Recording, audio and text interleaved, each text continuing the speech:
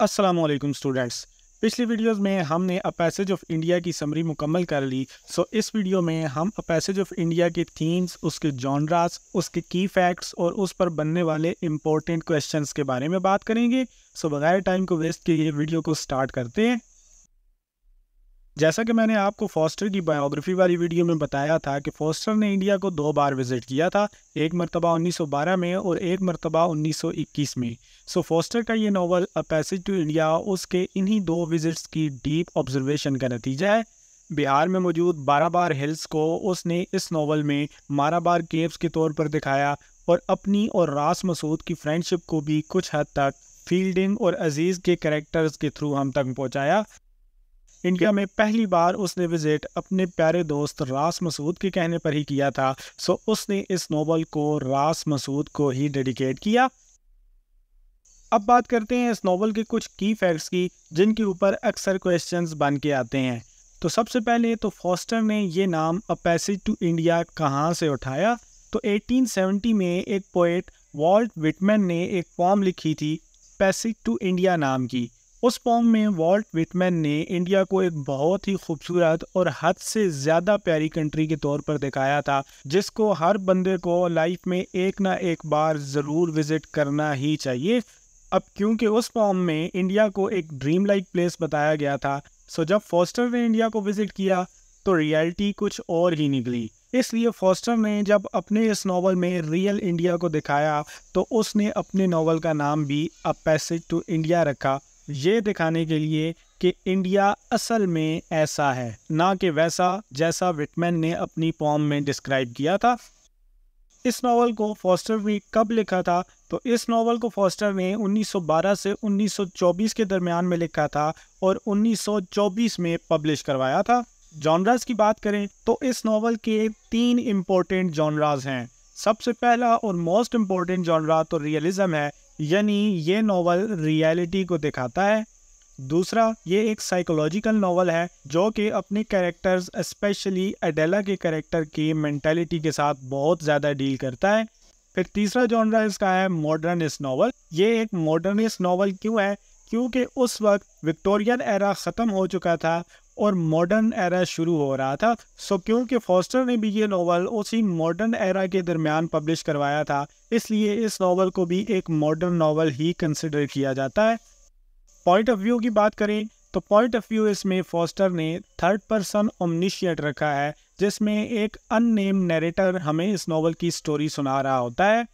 Third person ओमनिशिएंट से मुराद ये है कि जो बंदा हमें ये स्टोरी सुना रहा है वो किसी एक सिंगल पॉइंट ऑफ व्यू से नहीं सुना रहा, बल्कि उसको अपने तमाम कैरेक्टर्स के बारे में सब कुछ पता है और उनके माइंड्स में क्या चल रहा है ये भी वो सब कुछ जानता है।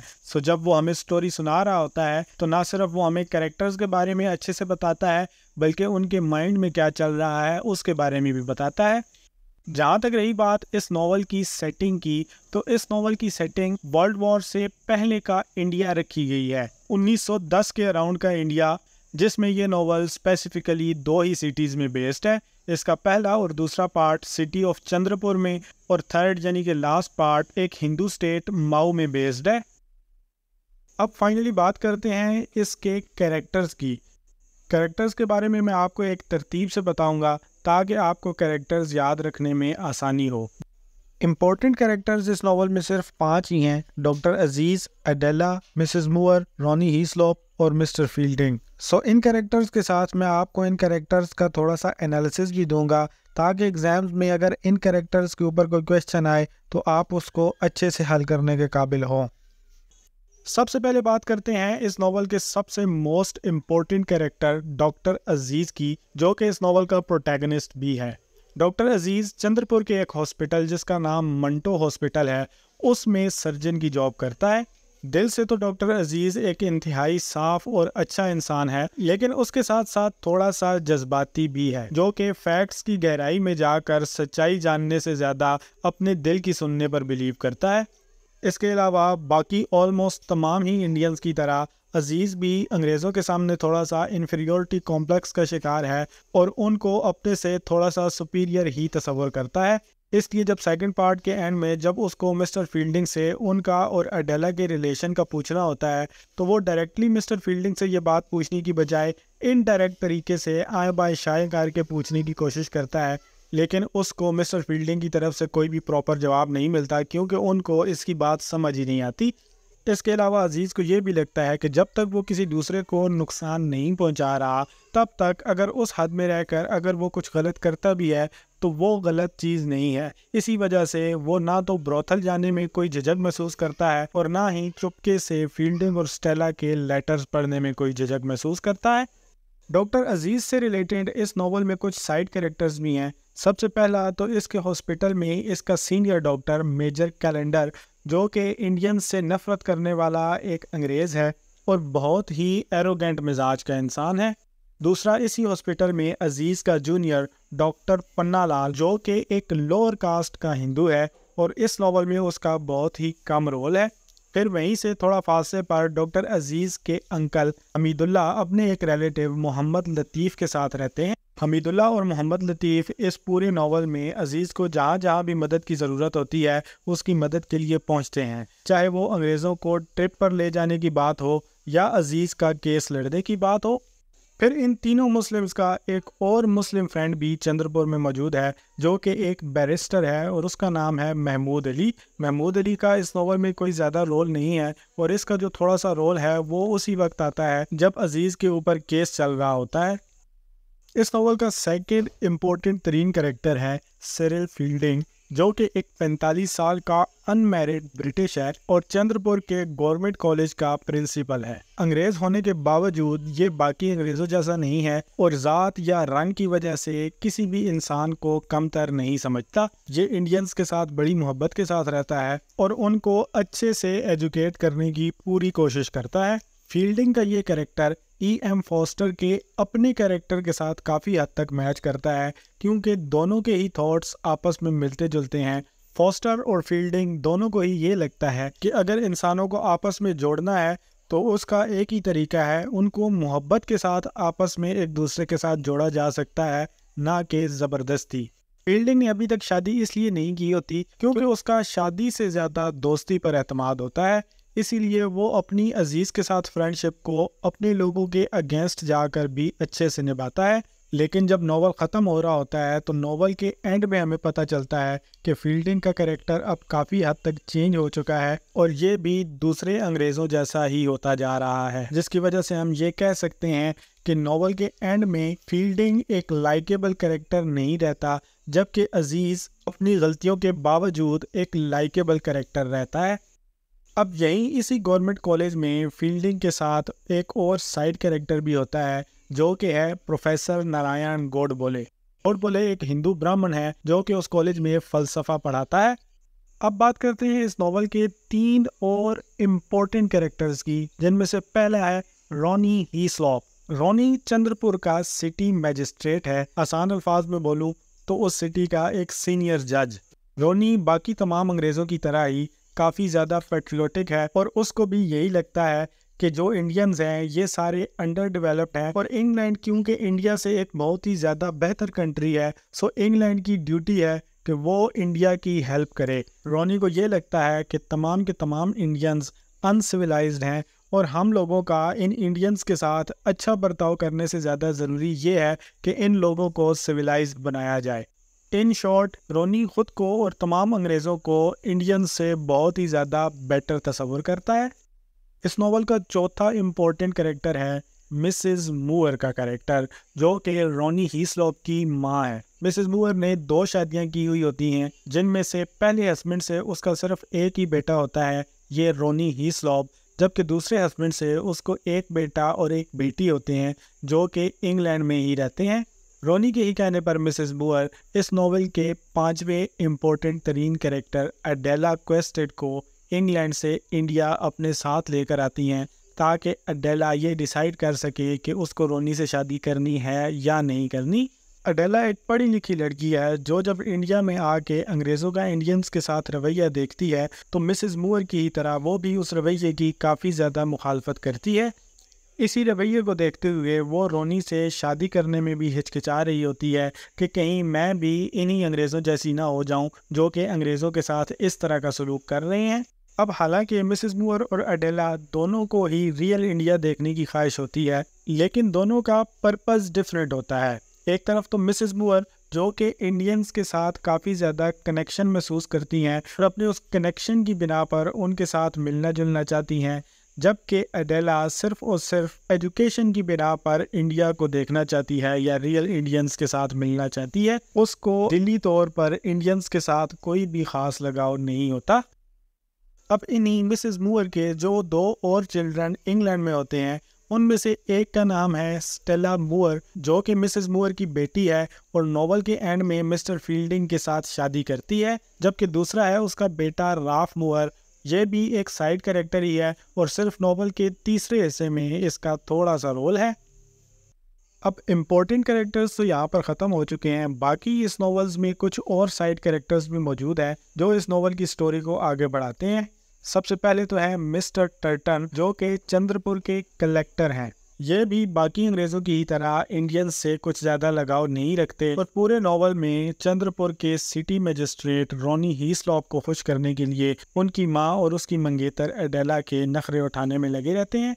दूसरा कैरेक्टर है मिस्टर मैकब्राइड का जो कि चंद्रपुर पुलिस के सुपरिटेंडेंट हैं और अजीज़ के ट्रायल के दौरान इनका कुछ हद तक इम्पोर्टेंट रोल है।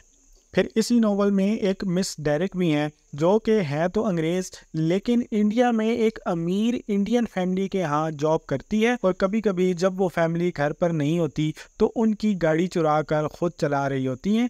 इस नॉवल में एक बार तो ये रोनी और अडेला को लिफ्ट देकर उनके घर तक पहुंचाती है और दूसरी बार जब अडेला उस केव में डर जाती है तो उस वक्त उसको घर छोड़ने जाती है। फिर एक और कैरेक्टर है नवाब बहादुर का जो कि एक बहुत ही अमीर लैंड ओनर है और चंद्रपुर का एक चीफ सिटीज़न है।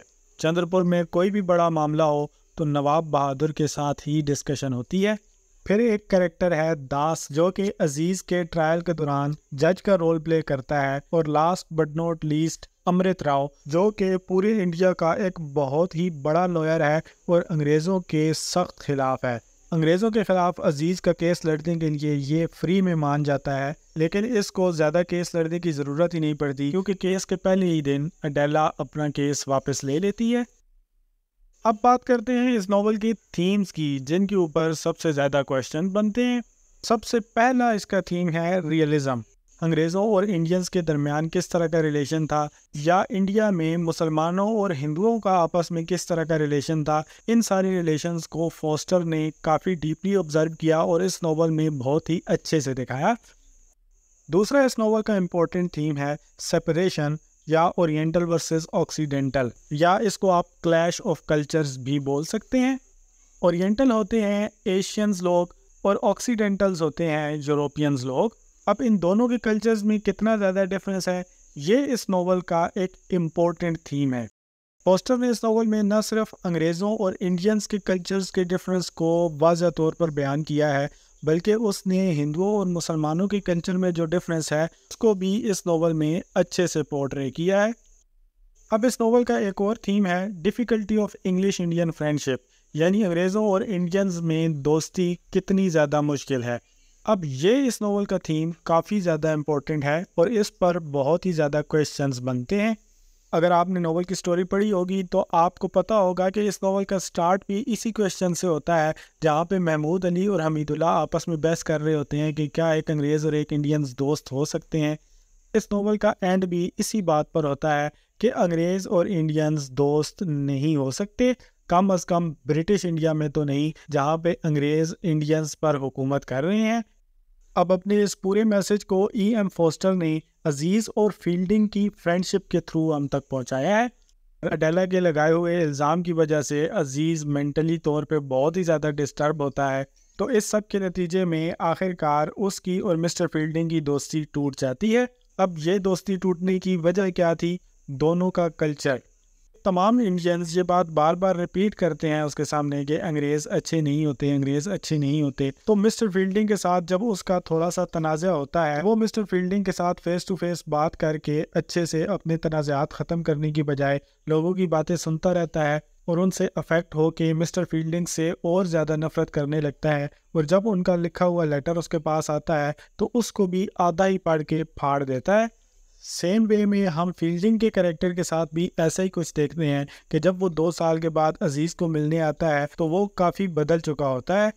वो भी अपने कल्चर से इन्फ्लुएंस होकर इंडियन से थोड़ा सा खिंच जाता है। उसके भी ख्यालात काफ़ी हद तक बदल चुके होते हैं और वो इस टाइम पे इंडिया पर ब्रिटिश रूल को सपोर्ट कर रहा होता है। अब फिर इस नोवेल का एक और थीम है model of India. Mister fielding जब अडेला, मिसेस मूर, डॉक्टर अजीज़ और कोटबोले को चाय पर अपने घर बुलाते हैं तो ये वर्ड वो वहाँ पे यूज़ करते हैं। जब मिसेस मूर इंडिया को एक मिस्ट्री बोलती हैं, मिस्टर फील्डिंग मिसेस मूर को बोलते हैं कि मिस्ट्री नहीं, इंडिया एक मॉडल है। अब मिस्ट्री तो आप सबको ही पता होगा कि वो चीज़ होती है इंसानी अकल या इंसानी ताकत से बाहर हो, जबकि मॉडल एक डिसऑर्डर्ड चीज़ को बोलते हैं, यानी कि एक ऐसी जगह जहाँ पे सब कुछ बिखरा हुआ है, एक खिचड़ी सी बनी हुई है हर चीज़ की। इंडिया में सिर्फ एक ही तरह के लोग नहीं रहते, बल्कि मुख्तलिफ रिलीजन्स और मुख्तलिफ कल्चर्स से ताल्लुक़ रखने वाले लोग आपस में मिक्सअप से होकर रहते हैं। इन सब की वजह से E.M. फोस्टर ने इंडिया को एक मॉडल बोला है। अब ये मॉडल ऑफ इंडिया ही थी जिसने अडेला को इतना ज़्यादा अफेक्ट किया और इसके साथ साथ अजीज़ और फील्डिंग की दोस्ती को भी अफेक्ट किया, जिनकी एक दूसरे के साथ तो काफ़ी गुड इंटेंशंस थी, लेकिन इस मॉडल ऑफ इंडिया ने उनकी दोस्ती को परवान नहीं चढ़ने दिया और इनकी दोस्ती को तोड़ने में काफ़ी इम्पोर्टेंट रोल प्ले किया। फिर इस नॉवल में एक और थीम भी हमें देखने को मिलता है जो कि है लॉयल्टी वर्सेस लव का थीम। ये थीम एक तरफ तो अडेला और रोनी के कैरेक्टर पर फिट बैठता है और दूसरी तरफ अजीज़ और फील्डिंग के कैरेक्टर पर भी फिट बैठता है। उधर अडेला और रोनी दोनों ही लव और लॉयल्टी के बीच में जूझ रहे होते हैं कि अपने मुल्क के साथ वफादारी करें या अपने प्यार को परसू करें। रोनी तो इस मामले में क्लियर हो जाता है कि उसे अपनी कंट्री और अपने लोगों के साथ लॉयल रहना है, जिसकी वजह से वो अडेला के साथ एंगेजमेंट तोड़ देता है। जबकि फील्डिंग और अजीज़ के मामले में फील्डिंग क्लियर नहीं होता और वो अपनी दोस्ती और अपनी लॉयल्टी में तवाज़ुन बरकरार रख के चलता है। इसी तवाज़ुन की वजह से जब वो अजीज़ के साथ दोस्ती को निभा रहा होता है तो उसकी कोशिश तो यही होती है कि साथ साथ वो अपने लोगों के साथ भी लॉयल रहे, लेकिन उसकी ये अजीज़ के साथ फ्रेंडशिप एक डिसलॉयल्टी तस्वुर की जाती है जिसका उसको हर्जाना भी भुगतना पड़ता है। अब वैसे तो हम इस नावल के तमाम इम्पोर्टेंट थीम्स, उसके जनरास और उसके तमाम इम्पोर्टेंट की फैक्ट्स को डिस्कस कर चुके हैं और मोस्ट प्रोबेबली तमाम क्वेश्चंस भी इन्हीं में से बनते हैं, लेकिन कुछ और इम्पोर्टेंट क्वेश्चंस हैं जो मैं यहाँ आपके साथ डिस्कस करना चाहता हूँ। तो सबसे पहला क्वेश्चन तो ये है कि E.M. फोस्टर ने इस नावल को 3 हिस्सों में क्यों डिवाइड किया।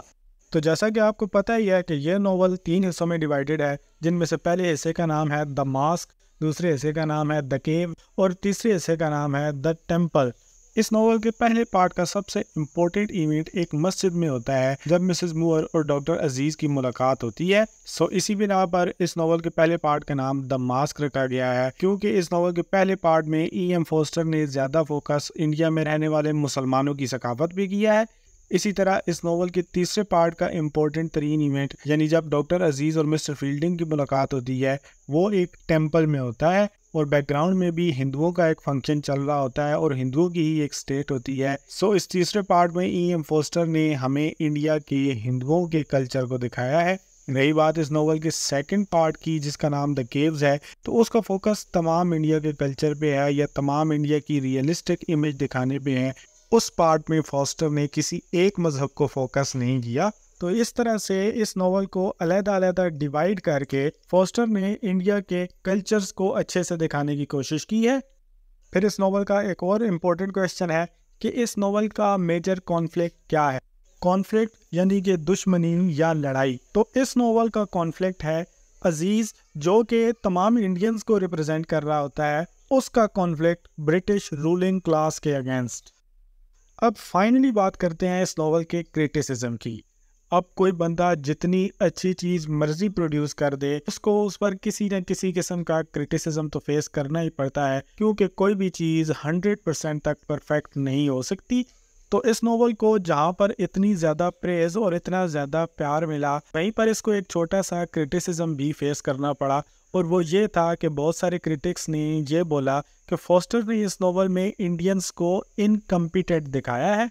और ये बात काफ़ी हद तक दुरुस्त भी है, क्योंकि इस पूरे नावल में हमें एक भी इंडियन कॉम्पिटेंट नहीं नज़र आता। अजीज़ जो कि तमाम इंडियंस को रिप्रेजेंट कर रहा होता है, वो भी हालांकि एक अच्छा सर्जन तो है, लेकिन अंग्रेज़ों से बात करने में वो भी हेसिटेशन का ही मुजाहरा करता है। जितने भी अच्छे ओहदे हैं सारे के सारे अंग्रेज़ों के ही पास हैं। हालांकि उस दौर में भी कम ही सही, लेकिन कुछ इंडियंस के पास अच्छे ओहदे भी मौजूद थे और कुछ इंडियंस पढ़ लिख कर काफ़ी ज़्यादा आगे भी गए थे। लेकिन फिर भी इस तरह का क्रिटिसिज्म इस नोवेल को किसी तरह भी डिफेम नहीं कर सकता, क्योंकि इस नोवेल का सेंट्रल थीम या सेंट्रल आइडिया तो यही है कि ब्रिटिश रूल्ड इंडिया में इंडियंस और अंग्रेज़ दोस्त बन सकते हैं या नहीं। और इस पूरी चीज़ को फोस्टर ने सक्सेसफुली बहुत ही अच्छे तरीके से हमें दिखाया है। अब आई होप कि आपको ये तमाम चीज़ें जो कि मैंने आपको अभी पढ़ाई हैं, ये सारी की सारी अच्छे से समझ आ चुकी होंगी। फिर भी अगर आपको किसी चीज़ में कन्फ्यूजन है तो आप कमेंट करके पूछ सकते हैं। उसके अलावा अगर आपको इस नावल के नोट्स चाहिए तो डिस्क्रिप्शन से आप उनको फ्री में डाउनलोड कर सकते हैं। तो मैं अब आपसे मिलूँगा नेक्स्ट वीडियो में। सो तब तक के लिए अल्लाह हाफिज़।